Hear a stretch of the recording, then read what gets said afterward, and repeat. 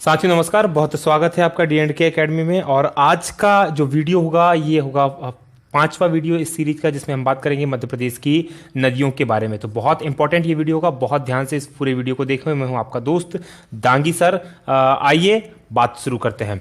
सबसे पहले आप हमारे चैनल को सब्सक्राइब जरूर कर लें। यदि अभी तक आपने हमारे चैनल को सब्सक्राइब नहीं किया है तो इससे आपको ये फ़ायदा होगा कि हम जो वीडियो नए डालते हैं उसको तो आपको नोटिफिकेशन मिल ही जाएगा, साथ ही पुरानी वीडियो भी आपको बार बार देखने के में दिक्कत नहीं आएगी, एक साथ आपको मिल जाएगा। और ये बिल्कुल फ्री है, इसका कोई चार्ज नहीं लगेगा। दूसरा है, आप जो भी वीडियो हमारे देखते हैं, यदि वो आपको अच्छे लगते हैं या उनमें आपको लगता है कि कुछ चीज़ें आप बता सकते हैं, कुछ हमसे चाहते, तो प्लीज़ हमें कमेंट करें। साथ ही अगर आपको वीडियो पसंद आ रहा है तो वीडियो को लाइक करें और इसे अपने दोस्तों के साथ शेयर करना ना भूलें, ताकि जो चीज़ आपको अच्छी लगी है और जिससे आपको फ़ायदा हो रहा है वो आपके दोस्तों तक भी पहुंचे।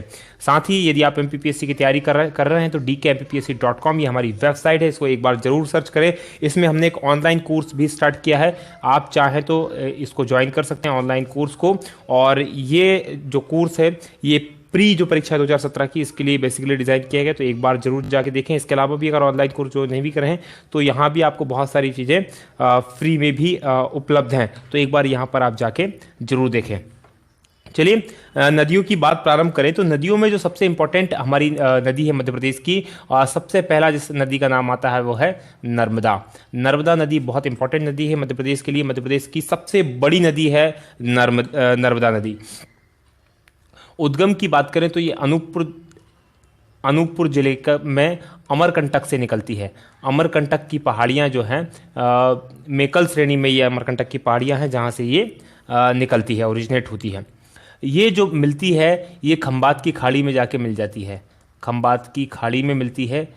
अरब सागर और भड़ोच जो है जिला गुजरात का, वहाँ पर ये जाकर मिलती है। कुल इसकी लंबाई की बात करें तो 1312 यानी कि 1312 किलोमीटर कुल इसकी लंबाई है। इसमें से 1077 किलोमीटर ये MP के अंदर बहती है, यानी कि जो टोटल इसकी लंबाई है 1312 किलोमीटर है। और मध्य प्रदेश में जो इसकी लंबाई है वो है 1077 किलोमीटर।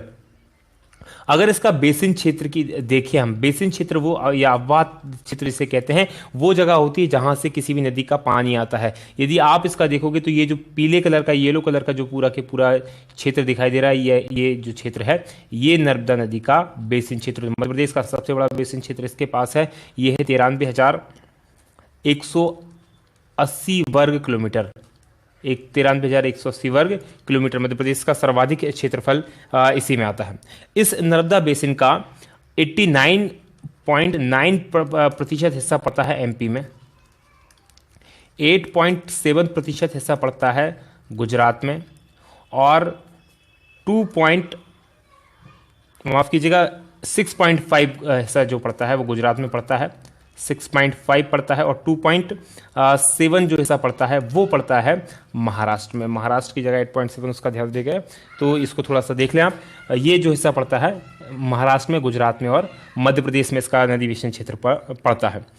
ये जो नदी है जब समुद्र में मिलती है तो ये एस्चुरी का निर्माण करती है। एक बहुत इंपॉर्टेंट है ये कि एस्चुरी का निर्माण करती है। एस्चुरी क्या होती है, जब कोई भी नदी समुद्र में मिलती है तो दो तरह से मिलती है, या तो वो अपने जो मुंह होता है उसका वो चौड़ा हो जाता है, फैल जाता है, तो उस जब वो फैलता है तो डेल्टा का निर्माण करती है, जब वो सकरा हो जाता है तो वो एस्चुरी का निर्माण करती है। तो ये एस्चुरी का निर्माण करती है और ये मध्य प्रदेश की उन प्रमुख नदियों में से, भारत की भी उन प्रमुख नदियों में से है जो पूर्व से पश्चिम की ओर बहती है, क्योंकि इधर पूर्व है और इस तरफ है पश्चिम, तो पूर्व से पश्चिम की ओर बहने वाली बहुत कम नदियां हैं। इसमें एक तो ये है, और मध्य प्रदेश की दूसरी इंपॉर्टेंट नदी जो पूर्व से पश्चिम की ओर बहती है वो ताप्ती नदी है। तो दोनों ही इंपॉर्टेंट नदियां, क्योंकि अधिकतर जो नदियां हैं या तो उत्तर की ओर या दक्षिण की ओर या पूर्व से पश्चिम की ओर बहती हैं। ये मात्र नदी और एक ताप्ती नदी ऐसी हैं जो बड़ी नदियों में शुमार हैं, जो कि पश्चिम से पूर्व दिशा से पश्चिम दिशा की ओर बहती हैं।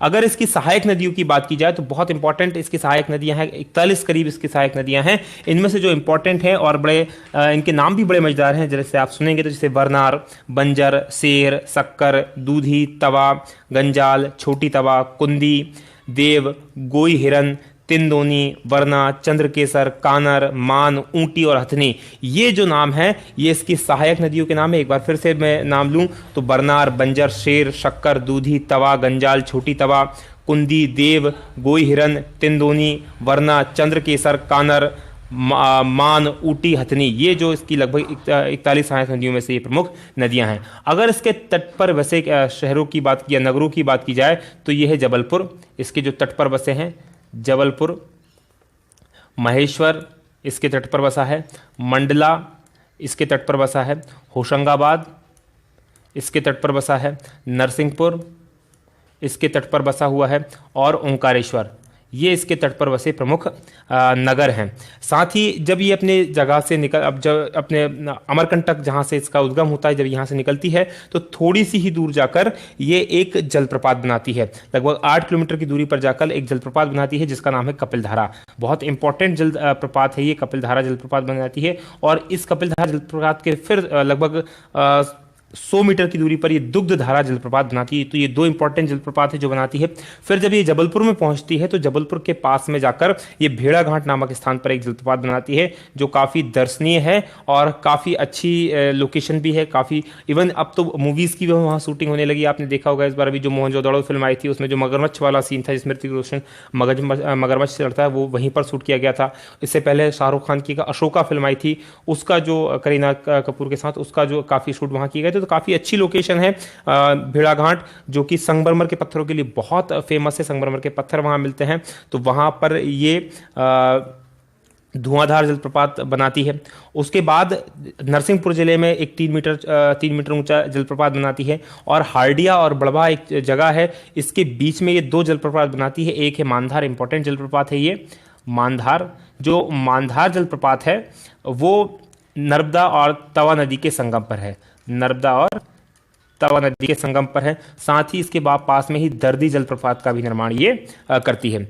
और फिर आगे जाके महेश्वर खरगोन में ये बनाती है सहस्त्रधारा जलप्रपात। ये इसकी बात करें तो ये मध्य प्रदेश की भारत की 5वीं सबसे बड़ी नदी है। भारत की 5वीं सबसे बड़ी नदी, मध्य प्रदेश की सबसे बड़ी नदी है। और पवित्रता की दृष्टि से मध्य प्रदेश में गंगा के समान है। जैसे गंगा का पानी और गंगा को पवित्र माना जाता है, उसी तरह से देश भर के अंदर, उसी तरह से मध्य प्रदेश के अंदर नर्मदा को पवित्र नदी माना जाता है। बात करें इसके योगदान की तो बड़ा इंपॉर्टेंट योगदान है। इस पर लगभग 3000 से अधिक परियोजना, इस पे छोटी बड़ी परियोजनाएं चल रही हैं जो मध्य प्रदेश में, गुजरात में विशेषकर चल रही हैं।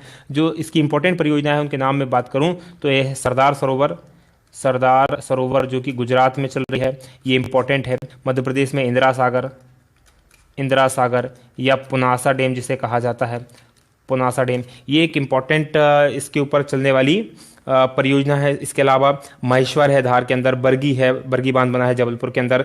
ये इसकी इंपॉर्टेंट परियोजनाएं हैं जो कि इस पर चलाई जा रही हैं। साथियों, नर्मदा नदी के ऊपर कोई ना कोई प्रश्न बन ही जाता है, इसलिए बहुत इंपॉर्टेंट है, इसको याद रखिएगा और इस पे प्रश्न बनने की पूरी संभावना रहती है। अगर नर्मदा नदी के बहाव की बात करें तो यहाँ पर आप देखेंगे कि इस तरफ है विंध्याचल पर्वत और नीचे की तरफ है सतपुड़ा पर्वत, और सतपुड़ा और विंध्याचल पर्वतों के बीच ये नदी होकर गुजरती है। तो जो सीन बनता है, जो इसका बनता है कुछ इस तरह से, ये एक पर्वत हो जाता है और ये दूसरा पर्वत हो जाता है और बीच में जगह है, इसमें से ये नर्मदा नदी बहती है। और ये जो जगह है इसको कहते हैं रिफ्ट वैली या भ्रंश घाटी, और भारत की सबसे बड़ी भ्रंश घाटी में बहने वाली ये नदी है।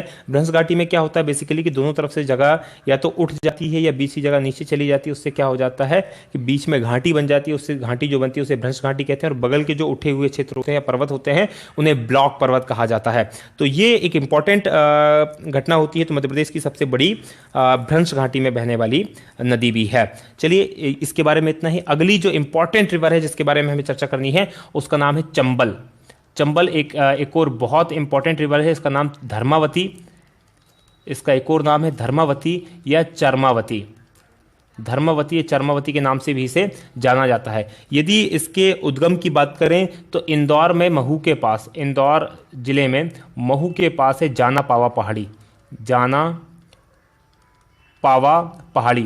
पावा पहाड़ी से ये ओरिजिनेट होती है, निकलती है और जाकर ये यमुना नदी में मिल जाती है। यमुना नदी में इटावा उत्तर प्रदेश के पास ये यमुना नदी में मिल जाती है। तो यमुना नदी में इसका मिलन हो जाता है। यदि इसकी कुल लंबाई की बात करें तो 965 किलोमीटर लंबी ये नदी है और इंपॉर्टेंट नदी है। इसकी लंबाई 965 किलोमीटर कुल लंबाई है। ये जो नदी है बहुत फेमस है दो चीज़ों के लिए, एक तो अपर्दन, अपर्दन यानी मिट्टी के कटाव के लिए, और एक बीहड़ों के लिए।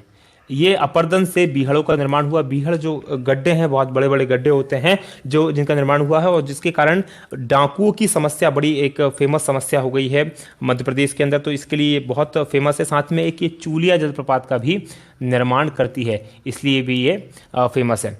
यदि इसके बारे में और बात की जाए तो ये जो नदी है, इसकी सहायक नदी में बात करें तो इसकी सहायक नदी है काली सिंध, इंपॉर्टेंट इसकी सहायक नदी है। क्षिप्रा, क्षिप्रा जो उज्जैन के पास, उज्जैन में बहती है, क्षिप्रा नदी इंपॉर्टेंट है जिसके ऊपर सिंहस्थ का मेला लगता है। सिंध और पार्वती, सिंध और पार्वती ये इसकी सहायक नदियां हैं। इसके किनारे बसे हुए शहरों की बात करें तो रतलाम इसके किनारे बसा एक इंपॉर्टेंट शहर है। महू ये भी इंपॉर्टेंट है। श्योपुर और मुरैना ये इसके बसे हुए इंपॉर्टेंट किनारे बसे हुए शहर हैं। इसके ऊपर जो 3 प्रमुख बांध या परियोजनाएं चलती हैं जो कि इंपॉर्टेंट है मध्य प्रदेश और राजस्थान दोनों के लिए। पहला है गांधी सागर बांध, गांधी सागर, और ये गांधी सागर बांध है मध्य प्रदेश के मंदसौर जिले के अंदर, मंदसौर में है। दूसरा जो है कोटा बैराज, या जिसे जवाहर सागर भी कहते हैं, जवाहर सागर भी कहते हैं, जो कि स्थित है कोटा राजस्थान में। और तीसरा जो है सबसे इम्पोर्टेंट है वो है राणा सागर, राणा सागर जो कि चित्तौड़गढ़ में है। तो ये इसके ऊपर बंधे हुए 3 बांध हैं, और इसकी वजह से क्या हो रहा है, राजस्थान बेसिकली सूखा प्रदेश है, लेकिन वहाँ सिंचाई की और जिस क्षेत्र में बहती है वहाँ वर्षा कम होती है, लेकिन उसके बाद भी इस नदी के कारण वहाँ सिंचाई की काफ़ी अच्छी व्यवस्था बना दी गई है, तो इसलिए ये नदी बहुत इंपॉर्टेंट हो जाती है। अगली जिस नदी की हम बात करेंगे वो है ताप्ती नदी, या ये ताप्ती नदी का जो क्षेत्र है, आप ये देखेंगे पिंक कलर का, ये क्षेत्र है ताप्ती नदी का क्षेत्र है। नदी का नाम है ताप्ती। उद्गम की बात करें तो बैतूल के पास मुल्ताई एक जगह का नाम है, मुल्ताई, बैतूल मध्य प्रदेश से ये निकलती है। मिलन की बात करें तो ये जाके खंबात की खाड़ी में गिरती है, खंबात की खाड़ी में गिरती है, लेकिन ये गिरती है सूरत के पास में जाकर, सूरत के पास खंबात की खाड़ी अरब सागर में जाकर ये गिरती है। और इसका एक और नाम की बात करें तो इसको एक और नाम है सूर्यपुत्री, सूर्यपुत्री इसका एक और इम्पोर्टेंट नाम है। ये नदी भी एस्चुरी का निर्माण करती है। इसकी लंबाई की अगर हम बात करें ताप्ती नदी की तो 725 किलोमीटर लगभग इसकी लंबाई बनती है, और ये भी ज्वार नदमुख, ज्वार नदमुख का मतलब होता है एस्चुरी, ये भी एस्चुरी का निर्माण करती है, ज्वार नदमुख का निर्माण करती है।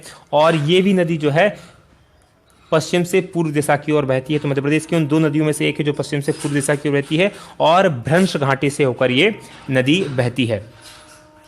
इसकी सहायक नदी इंपॉर्टेंट जो है वो है पूर्णा, इसकी सहायक नदी। और ये जो नदी है मध्य प्रदेश की और महाराष्ट्र की दक्षिणी सीमा बनाती है। यहाँ पर मध्य प्रदेश और महाराष्ट्र की दक्षिणी सीमा बनाती है। कई बार ये प्रश्न पूछा गया था कौन सी ऐसी नदी है जो मध्य प्रदेश और महाराष्ट्र की दक्षिणी सीमा बनाती है, तो वो नदी है ताप्ती नदी। बात करें अगली नदी है बेतवा नदी, इंपॉर्टेंट, उधर इंपॉर्टेंट बेतवा नदी। और बेतवा नदी को मध्य प्रदेश की गंगा भी कहा जाता है। गंगा इसलिए कहा जाता है, कोई अच्छे मायने में नहीं कहा जाता, क्योंकि इसका प्रदूषण स्तर सेम है जो कि गंगा का प्रदूषण है, इसलिए इसे मध्य प्रदेश की गंगा कहते हैं। वहाँ की पवित्रता की दृष्टि से इसे नहीं कहा जाता। इसका एक और जो नाम है वो है बेत्रवती, बेत्रवती ये इसका पुराना नाम है। इसका जो उद्गम होता है वो रायसेन का कुमरा गाँव, रायसेन डिस्ट्रिक्ट में कुमरा गांव है, कुमरा गांव से इसका उद्गम होता है। और ये इसका जो मिलन होता है ये चंबल यमुना नदी में जाकर मिल जाती है। हमीरपुर उत्तर प्रदेश के पास यमुना नदी में, यमुना में हमीरपुर उत्तर प्रदेश में यमुना नदी में जाके मिल जाती है। इसकी लंबाई की बात करें तो इसकी कुल लंबाई है 590 किलोमीटर। तो एक इंपॉर्टेंट नदी है। इसके किनारे जो बसे शहर है ये परीक्षा में लगातार पूछे जाते हैं, जैसे विदिशा, सांची, ओरछा, ये इसके किनारे बसे हुए इंपॉर्टेंट शहर है जो लगातार, ओरछा ऐसा शहर है जिसके बारे में बार बार पूछा गया है। इसमें एक और ये इसकी सहायक नदियां हैं जो है एक बीना और एक है धसान। ये बीना और धसान जो सहायक नदियां हैं ये इसकी इंपॉर्टेंट सहायक नदी है। और बीना की जो सहायक नदी है इसके ऊपर एक जलप्रपात बना है भालकुंड, भालकुंड ये प्रपात का निर्माण करती है, बीना नदी करती है, ये इंपॉर्टेंट है। इसकी जो एक और सहायक नदी है सिंधु, जो बाईं ओर से मिलती है, वो गुना और अशोकनगर जिलों को बिल्कुल बीच से काट के समद्विभाजित करती के निकलती है। और ये जो बेतवा नदी है, इसको केन नदी के साथ भारत की पहली नदी जोड़ो जो परियोजना है, भारत की एक इंपॉर्टेंट परियोजना, उसमें पहला जो प्रस्ताव है वो केन बेतवा का है या बेतवा केन का है, इसलिए ये इंपॉर्टेंट है। और ये पहले प्रस्ताव में, इस पर पहले फेस में काम किया जाएगा, तो इसलिए ये इंपॉर्टेंट हो जाती है। चलिए अगली नदी की बात करें तो अगली नदी है क्षिप्रा नदी। क्षिप्रा एक बहुत पवित्र नदी मानी जाती है और इसके तट पर लगता है सिंहस्थ का मेला। इसके उद्गम की बात करें यदि क्षिप्रा नदी के, तो इसका उद्गम होता है काकरी बरडी पहाड़ी इंदौर से। काकरी बरडी पहाड़ी इंदौर के पास से इसका उद्गम होता है और मिलन ये चंबल नदी में, राजस्थान में जाकर चंबल नदी में मिल जाती है। यहाँ जो इम्पोर्टेंट, इसकी लंबाई इंपॉर्टेंट नहीं है क्योंकि बहुत ज़्यादा लंबी नदी ये नहीं है, इसलिए इसकी लंबाई के बारे में बहुत ज़्यादा बात हमें करने की आवश्यकता नहीं। यहाँ पर ये जो है देवास और इंदौर, उज्जैन जिलों के अंदर, ये इंदौर में नहीं, देवास और उज्जैन जिलों में ये बहती है और चंबल में जाकर मिल जाती है। और जो इम्पोर्टेंट इसके बारे में सबसे ज़्यादा इम्पोर्टेंट बात है वो है इसके किनारे पर कुंभ का मेला लगता है, कुंभ या सिंहस्थ का मेला लगता है। और 12 ज्योतिर्लिंग है जो भारत के अंदर, उनमें से एक ज्योतिर्लिंग महाकालेश्वर जो बहुत इंपॉर्टेंट है, वो इसी नदी के किनारे बसा हुआ शहर है उज्जैन, उस पर वहाँ पर स्थित है। चलिए अगली नदी की बात करें। अगली जो नदी है वो है तवा। तवा जो नदी है वो नर्मदा नदी की एक बहुत बड़ी सहायक नदी है और बहुत इंपॉर्टेंट सहायक नदी है। इसके उद्गम की बात करें तो ये पंचमढ़ी के जो पचमढ़ी है वहाँ से निकलती है। पचमढ़ी जो है होशंगाबाद में है। पचमढ़ी होशंगाबाद से निकलती है और वहाँ भी महादेव पर्वत से ये निकलती है और यहाँ से निकलकर ये नर्मदा नदी में मिल जाती है। जहाँ पर ये नर्मदा नदी में मिलती है वहाँ पर मध्य प्रदेश का सबसे बड़ा बांध तवा बांध भी बनाया गया है, तो इसका मिलन होता है नर्मदा में। और लंबाई भी इसकी भी इंपॉर्टेंट नहीं है। इस पर प्रदेश का सबसे बड़ा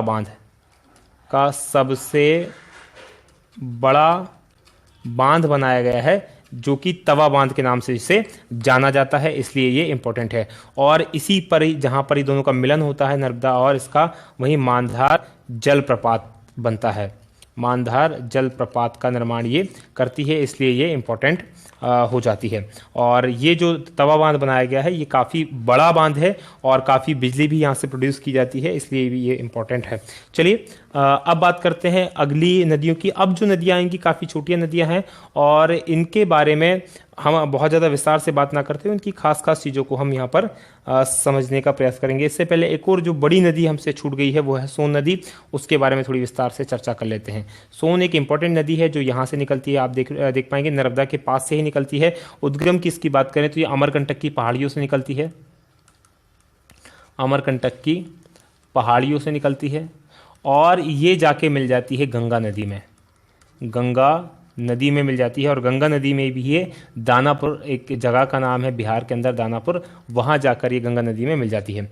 कुल इसकी लंबाई की बात करें तो काफ़ी लंबी नदी है, 780 किलोमीटर का लंबा है। और ये जो ग्रेट डार्क पीले येलो कलर जो आपको दिखाई दे रहा है ये इसका अफवाह या बेसिन क्षेत्र है, जो कि कुल इसका जो क्षेत्र है 17,900 किलोमीटर स्क्वायर का क्षेत्र है, जो कि कुल इसका अफवाह क्षेत्र है।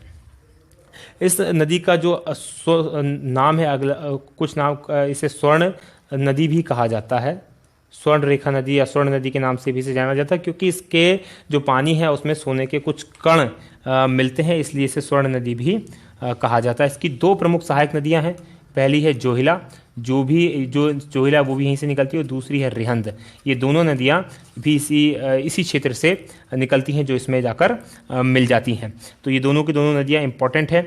और ये इसके बाद बात करें जो छोटी नदी की हम बात करें, जैसे काली सिंध की बात करें, काली सिंध एक इंपॉर्टेंट नदी है। काली सिंध छोटी है हालांकि, लेकिन इंपॉर्टेंट नदी है। काली सिंध जो निकलती है वो बागली गांव से निकलती है, बागली गांव देवास से ये नदी निकलती है और ये जाकर कोटा राजस्थान के पास चंबल में मिल जाती है, चंबल में ये मिल जाती है।